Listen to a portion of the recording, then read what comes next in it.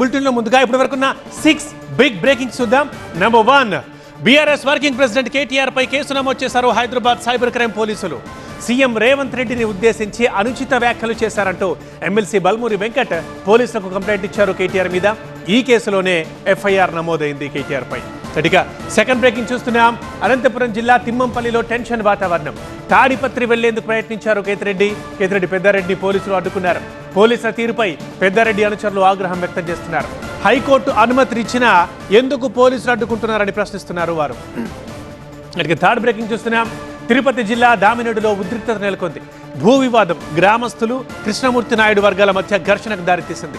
నాగాలమ్మ ఆలయాన్ని కూల్చేశారు కృష్ణమూర్తి నాయుడు. దీంతో అతన్ని నిలదీసిన గ్రామస్తులు దాడికి ప్రయత్నించారు. అటు కృష్ణమూర్తి అనుచరులు గ్రామస్తులపై తిరగబడ్డారు.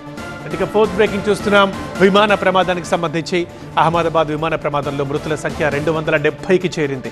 ఢిల్లీలో ఇవాళ కేంద్ర పౌర విమానయాన శాఖ మంత్రి రామ్మోహన్ నాయుడు ఉన్నత స్థాయి సమీక్ష జరపనున్నారు. మరోవైపు విమానాల భద్రత మెరుగుపరచడమే లక్ష్యంగా ఉన్నత స్థాయి కమిటీ వేసింది ప్రభుత్వం. ఇక ఫిఫ్త్ బ్రేకింగ్ చూస్తున్నాం. ఇవాళ ఢిల్లీకి చేరనుంది AI-171 విమాన బ్లాక్ బాక్స్. అక్కడ ఉన్న ల్యాబ్లో డేటా పరిశీలిస్తున్నారు.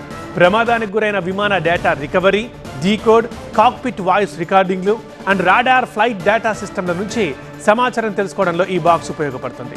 ఇక సిక్స్త్ అండ్ ఫైనల్ బ్రేకింగ్ చూస్తున్నాం. ఇరాన్ గడ్డపైనే రహస్య స్థావరం ఏర్పాటు చేసుకుని చావు దెబ్బ కొట్టింది ఇజ్రాయెల్. ఇరాన్ కూడా ప్రతీకార దాడులకు దిగింది. టెల్ అవీవ్, జెరూసలంలపై ఇరాన్ బాంబుల వర్షం కురిపించింది. డ్రోన్లు, మిసైళ్లతో విరుచుకుపడింది. ఇవి ఇప్పటివరకున్న 6 బిగ్ బ్రేకింగ్స్.